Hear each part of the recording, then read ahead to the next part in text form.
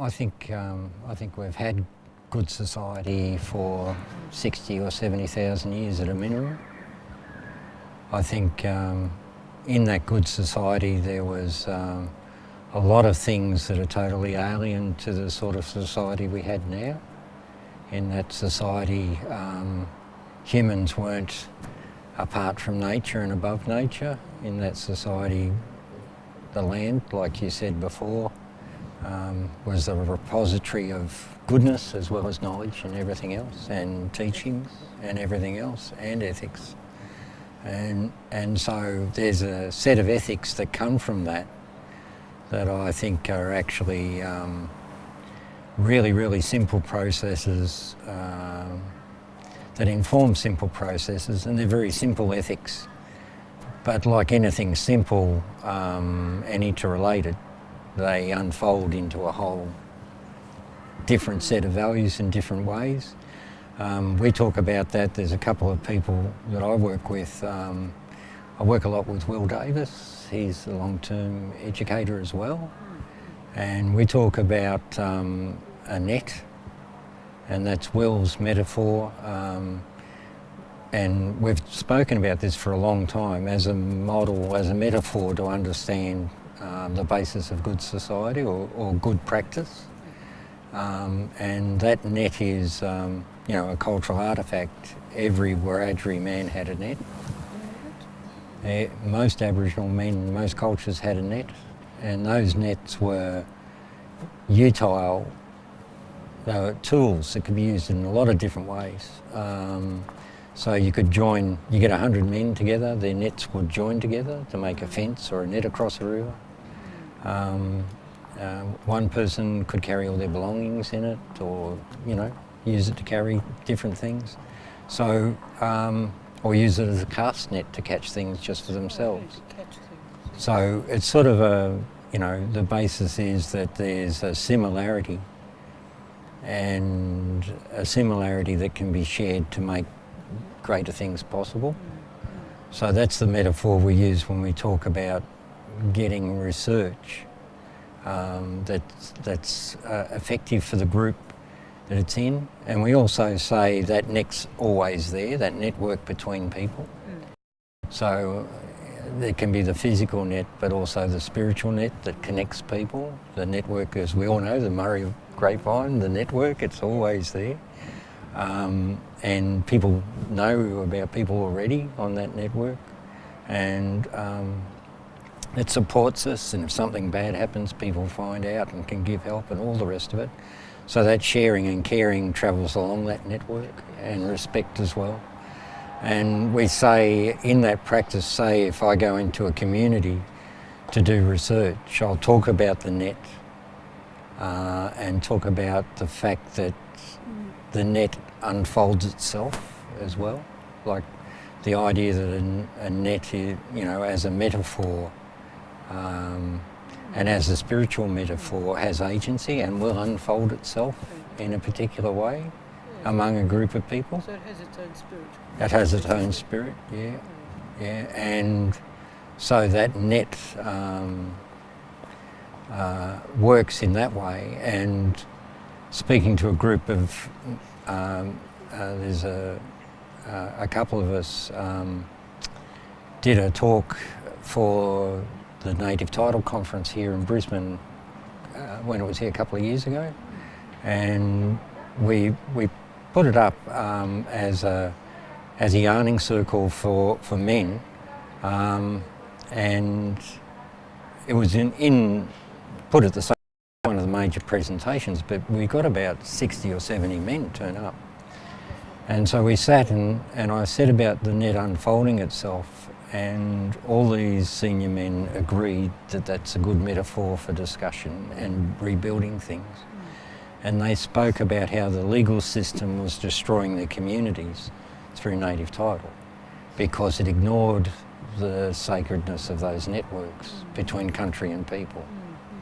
And so when we talk about it, we say that there can be sort of a net that's, a net can be tangled, you know, it can be ripped, but a net is just simply made out of string. It's easy to untangle, it's easy to repair.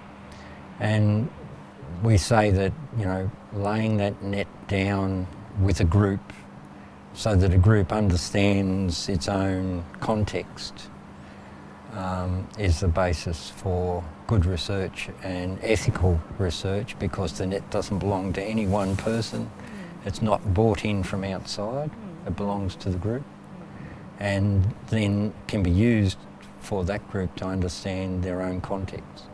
So that say if you go to a small community, we've done that, say at Cunnamulla, go there and talk to that community, and it really, it unfolds, and everybody has a say, from little kids at school to the senior elders. Equally can have a say, and it was really quite. I think it works as a respectful way of just bringing that stuff out, because there's a lot of harm there, you know. And if you're respectful and everybody owns the net, everybody owns the problem. And quite often you've got the perpetrator of the problem and the victim of the problem sitting in the same room. And, you know, it's a way of using the metaphor as the device, not people. In Australia, Aboriginal men are the ones who always cop it, you know, from the media and from police and from everybody else. It's, you know, you know, I used to lecture here, and about 2001, the Murdoch media started, I shouldn't say his name, Rupert's media started saying that Aboriginal men were rapists, and there was a culture of rape in communities and all this other stuff. And it's totally fabricated racist discourse.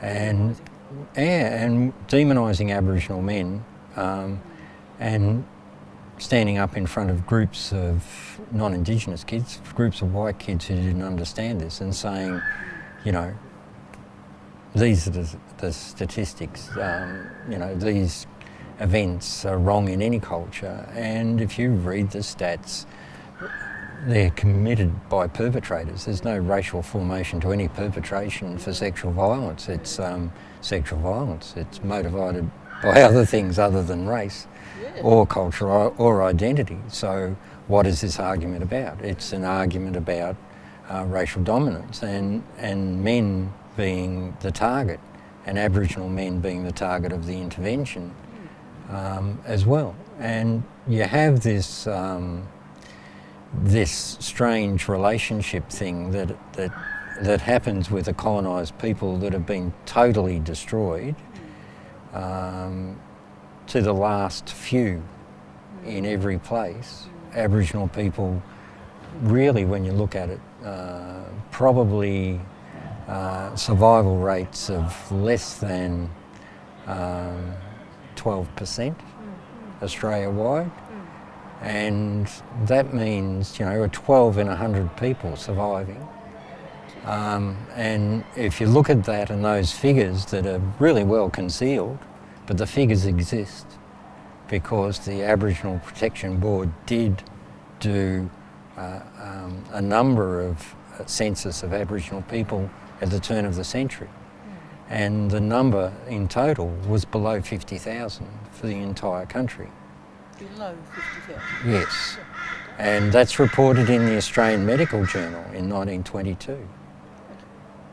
And so you have, for the Aboriginal population of Australia, at Federation, probably a figure of around 50,000 people surviving colonisation.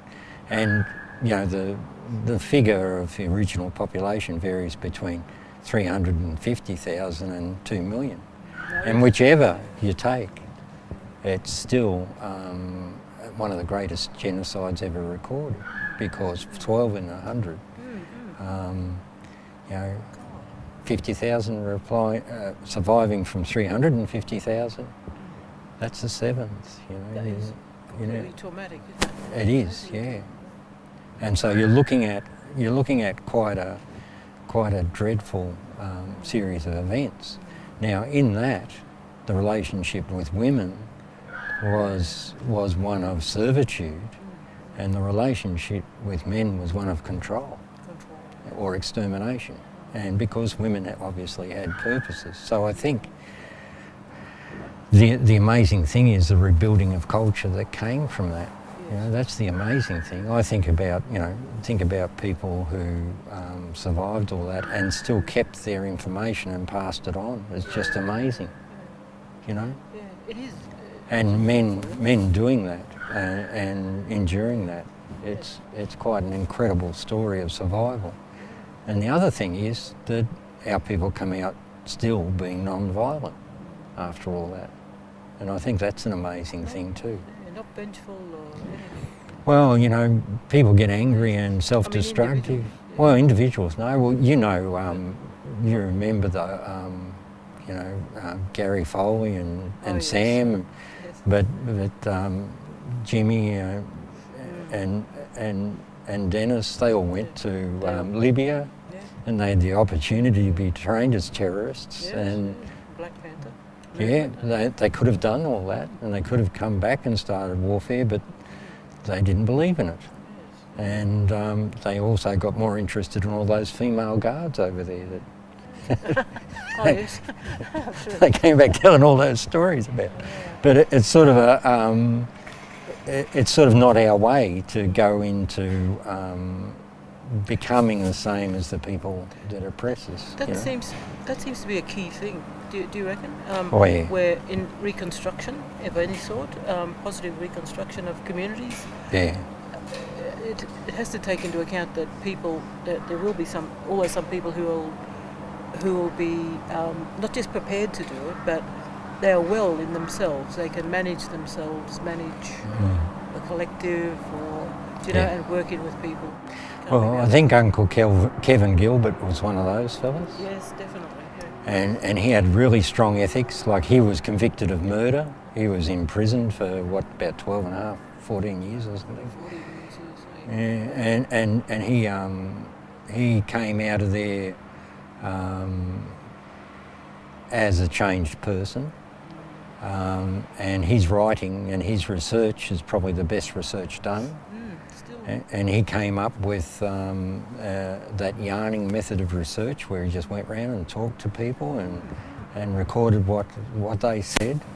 And he also came up with those principles of respect, care and sharing, and knowing what you face, and training kids to know what they face when they go out into society. So this is what they called participatory kind Yep. of, no, is it?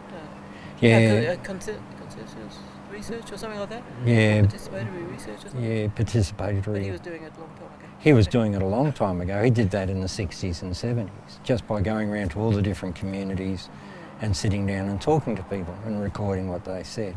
And then coming back with that book, Living Black, where he said, generally we survive by adhering to these ethical principles. And the first one is caring to minimise harm among the group. So if you care for everybody, you share, you minimise the harm. Respect, so that you refuse to be the same as the oppressor. That's one of the big things that he came out with. Respect, meaning that you hold yourself different from the oppressor. And sharing, so that, somebody gets the money, you share it amongst your mob, so that, again, to minimise harm. And that idea of caring and knowing what you face, and having the kids know what they're going to face. When you walk into a place and you're Aboriginal, you're going to face entirely different things to everybody else. At some time it will come out, and you can see it wheedling its way out some days. Could I ask another question about, I suppose it's really like a hypothetical. So, if by some miracle we could run our, say we had achieved a certain amount, like a reconstruction control, really manage it. How would you especially with education, say, and schools, Mm. would we have just start our own schools, like with the Murray School? Would we just have that everywhere? Would it start out like that, as in when you were talking about design? Would we do it something like that? I think it'd start with a set of principles, and with those principles being spoken about by people in authority. So that the principles are brought into place by an elders group, and then the elders group actually sit there and keep a solid position regarding those principles, regardless of what happens. So the principles are seen as being more important than petty politics or what's happening tomorrow. The principles are there as something that is culturally essential. And I think that that's the way our culture operated for many thousands of years, where the principles were there and everybody knew them and they were so ingrained, you really didn't have to debate or discuss them because they'd been worked out well over a long period of time. And I think that there's echoes of those original principles in those four: care, share, know and respect. I think they can be unpacked into principles like that. Would you say they're sort of like terms of reference or values or basic, solid sort of values that...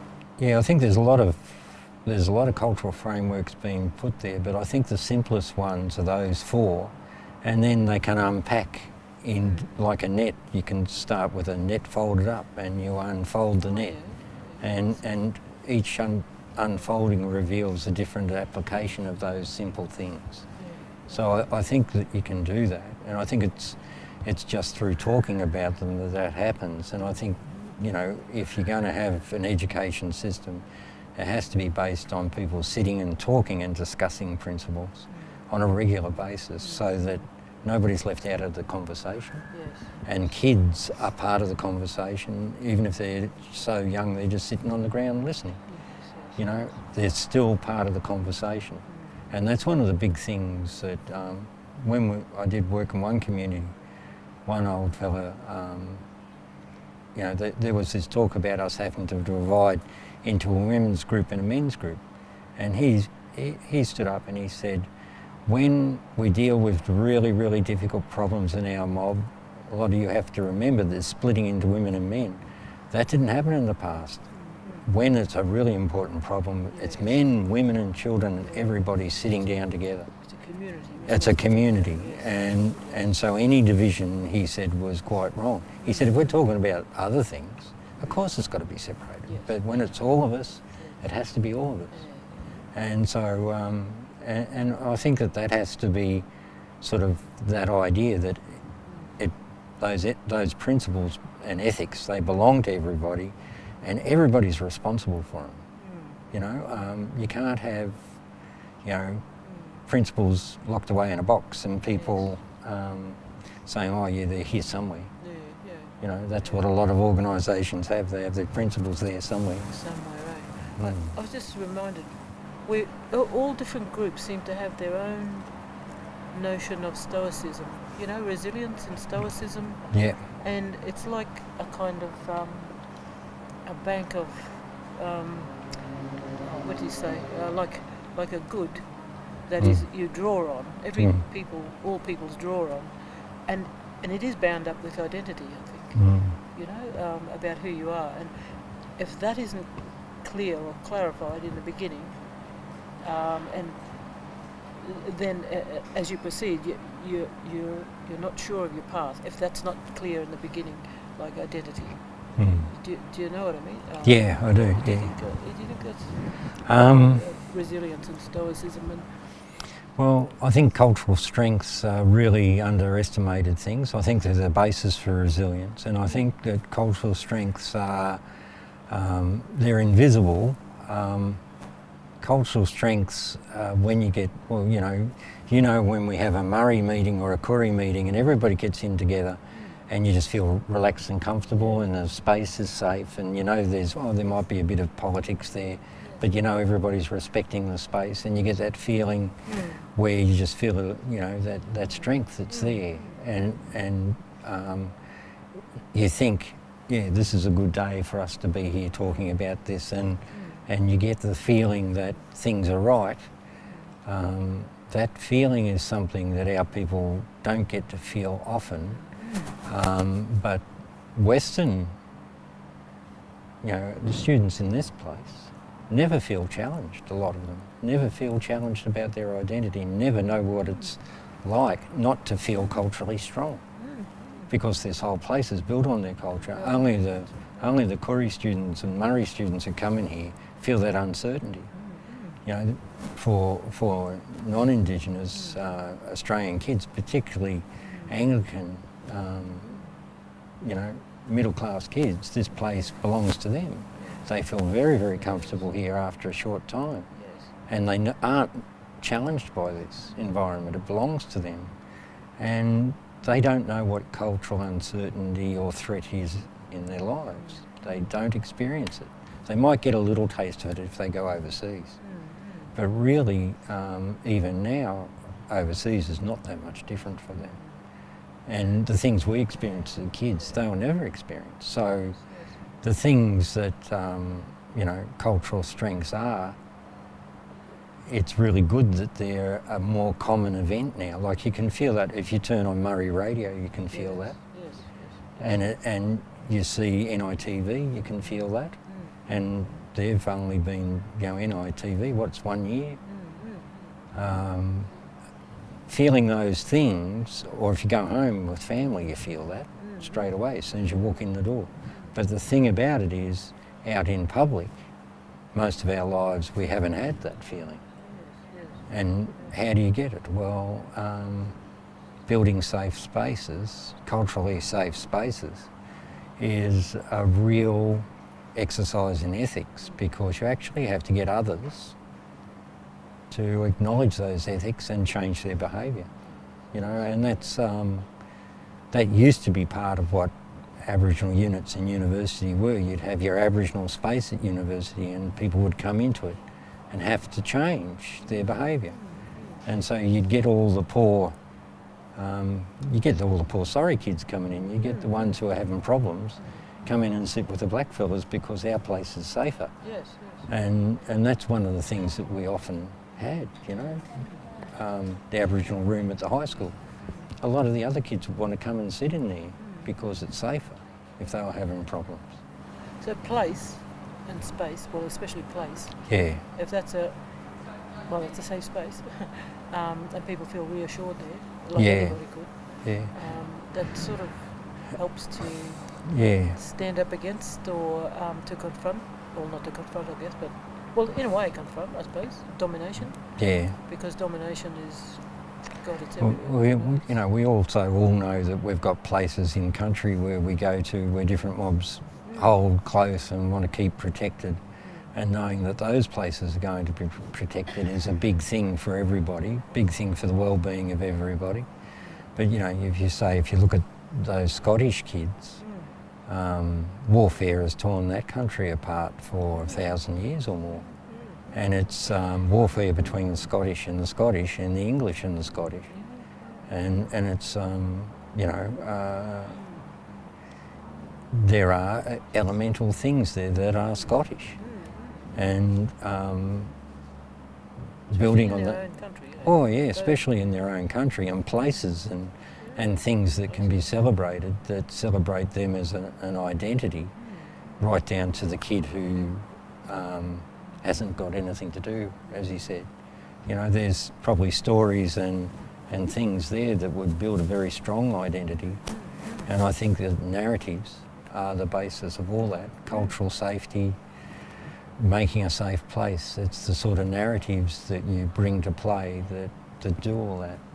And I think the narratives of dominance are sort of, they're a contaminant in almost everything that we deal with, narratives of dominance are all through the media, all through the material production. There's very, very few things that aren't contaminated by this dominating society. Everything from a can of Coke to, the fridge that it's in, and the rubbish it becomes. They're all contaminated with that lack of respect and care for people and the earth. You know, it's But it's very influential, though, too. oh yeah, It's still very. it makes a lot of people really rich and happy, really I guess. rich and, yeah. And the whole thing is commodified, Yeah, and but I don't think it seems overwhelming sometimes. That's all. not many Murrays want that sort of happiness. No. You know, I last time they offered me $1 million, I said no. You did? No, not this week. Not this week. All right. But yeah, you know, the other thing is the thing that I always found, even in this place here, when I started working here, there was a couple of fellas in here, Lyndon Murphy. Oh yeah, Lyndon, yes. Yeah, Lyndon was here as a student. I was here as a PhD student. Will Davis was here as a student, and Kimmy Kilroy was here as a student as well. Do you know Kimmy? Yeah. Little. Yes. Yeah. I don't know. Yes. Yeah. Well, but yes. Yeah, and Lyndon and Kim and I all brought up in Catholic schools, and one of the administrators there in the Murray unit was very much like an administrator in a matron in the dormitory. She's bossy and checking up on us all the time. And we used to play this game. We'd walk down the hall, tippy-toe past the room, don't let matron here, and then run. And we'd laugh a lot about that, just because it's almost exactly the same situation where, you know, we're there as students, and there's this one white woman who thinks she controls us in doing what we're doing. Yeah. And so what's our response? Laugh about it, make a joke about it, you know, do the same thing as what we did as kids. So laugh in the face of domination, do you mean? Well, I think there's a lot that is laughable about it. Yeah. Well, it is. Like you said before in that talk, we all die, we all get, you know, we all get to the end of it and say, oh, what have we done? Yes. And I would much rather get to the end of it and say, country and community and family and everything like that, than get to the end of it and say, all them dollars in the bank, you know. And I think our community is a lot, well, the Aboriginal community health is, you know, about 1/3 of the mainstream community health and well-being, but Aboriginal satisfaction with life is 3 times the mainstream community's satisfaction with life, because I think we live well, you know. Good. So do you reckon a good society for us, I mean, I was talking before about we've had it, would it really mean a kind of like a separation, really? I mean our own schools, our own hospitals, our own, I'm not even going anywhere near a apartheid system, because I've had that come back to me actually. Yeah. But really, I mean, how do you confront complete domination in all sorts of ways? Well, if there isn't a separation, you know, it's to me like a catch-22 or a dilemma, you know. Yeah. I think racism plays this game with ideas, where it pretends that ideas are related to appearances.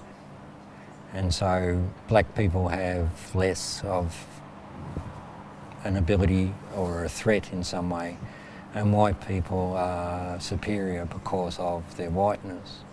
And essentially, that's nonsense.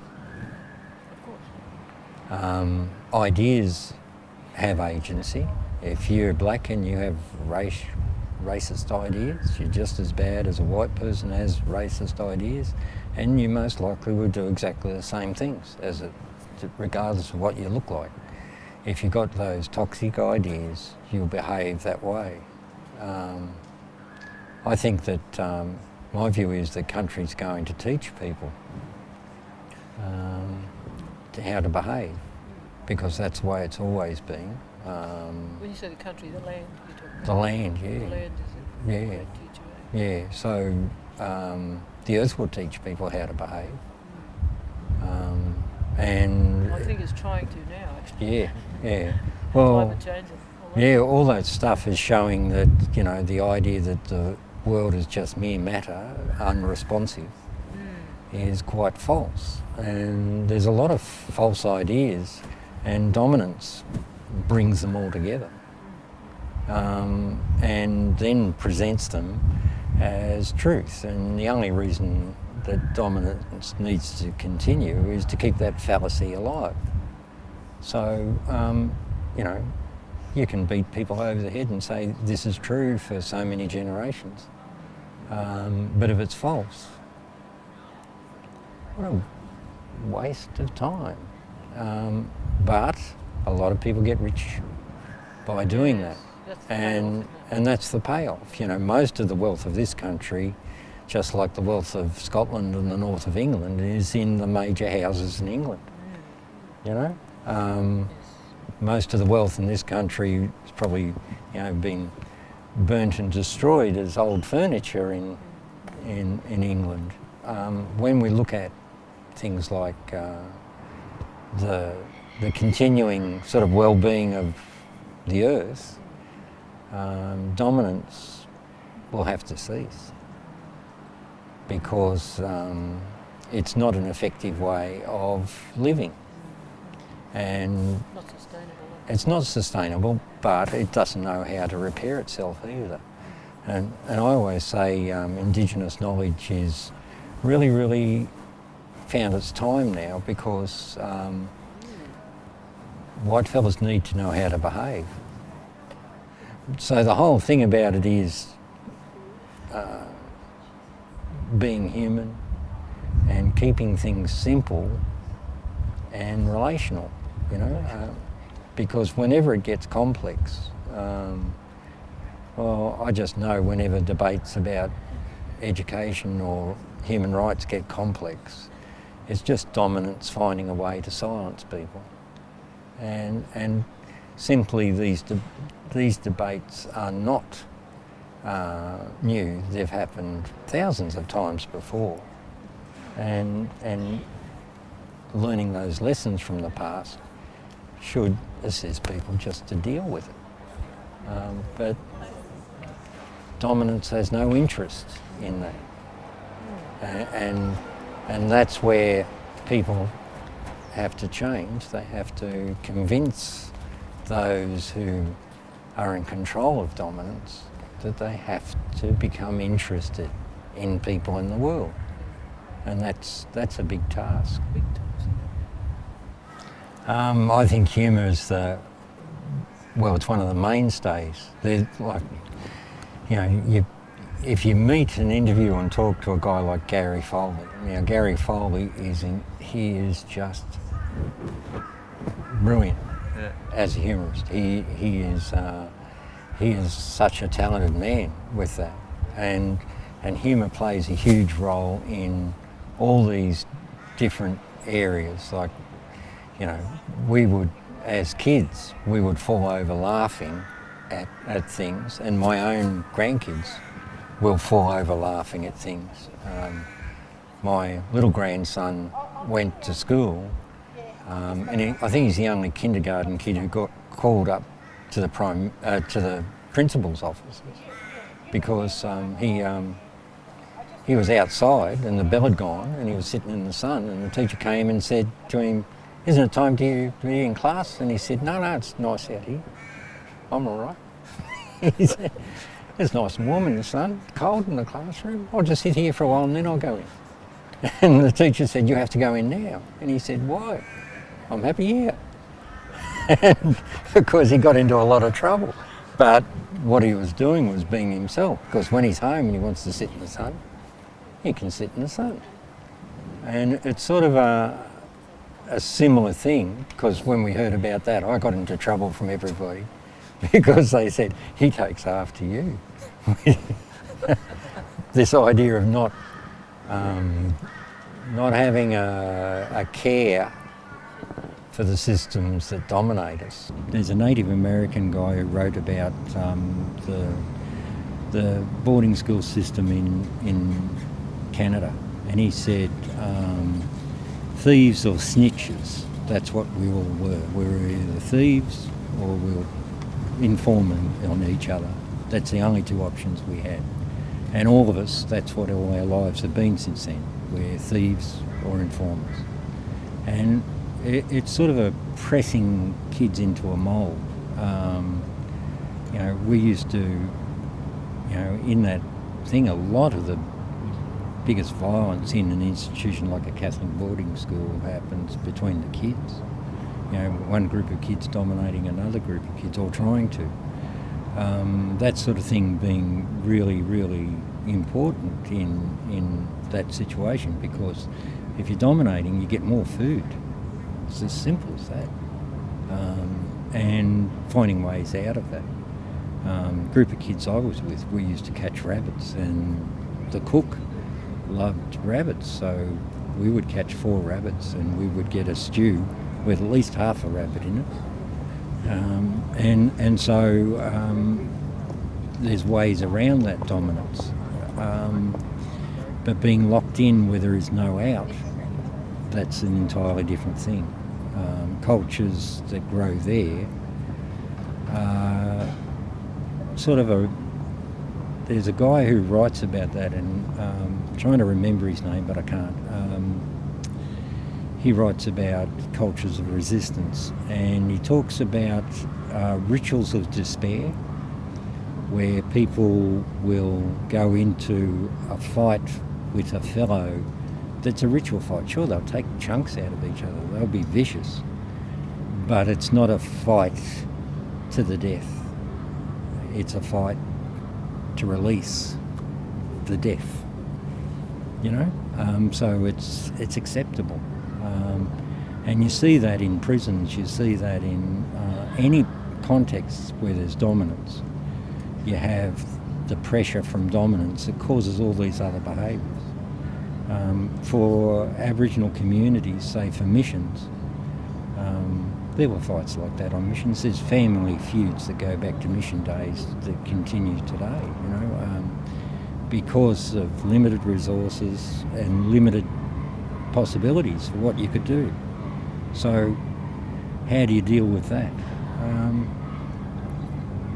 I think there's sort of glimmers there. I think some of the best boxers in Australia came out of contexts like that. People freeing themselves in different ways,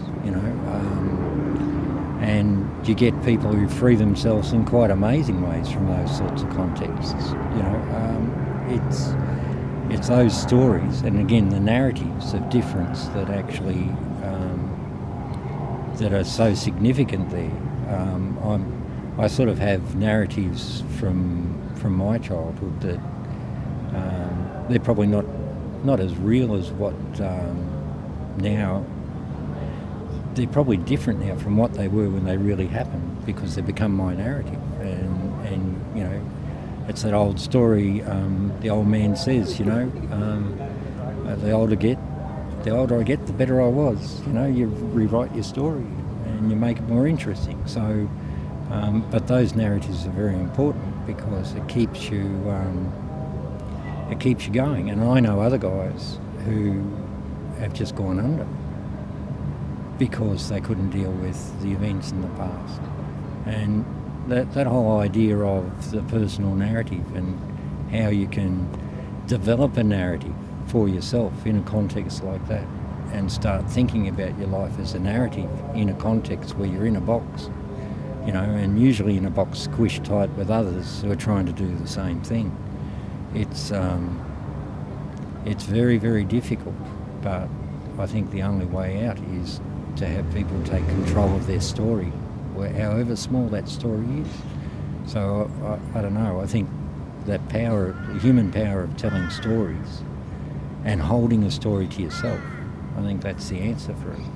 And some of those stories are incredibly tragic and yet humorous, and you get people telling those stories from lots of different directions, and sharing them builds an understanding of the agency. And I think a lot of those kids, things they do, like graffiti and tagging, it's a way of getting out. I always thought that was that was really an excellent thing because it gave kids an identity and it was a way of doing things. I also think that, the drug use, it's a way of getting out. But also it can become a very viable enterprise. And all that energy going into such a negative enterprise, but it's still an enterprise. And, and the rap music and everything else. It's ways of writing a story, making your own identity. And I think people do that. And nothing will stop them from doing that. And the gangs and everything else, they'll rise up. But, you get positive narratives too. But whatever happens, none of them, even if they're dominating, none of them use that subtle, evil entitlement to dominate others. They'll come up and they'll bash people. That's quite normal, but it's not that subtle, devious, entitled dominance over people where there's no regard for them at all. And I think even that violence is better than that subtle dominance. So, and I think, I've been in there and suffered from that quite a few times because I've got a loud mouth. But you find that it's better than being dominated by uncaring others.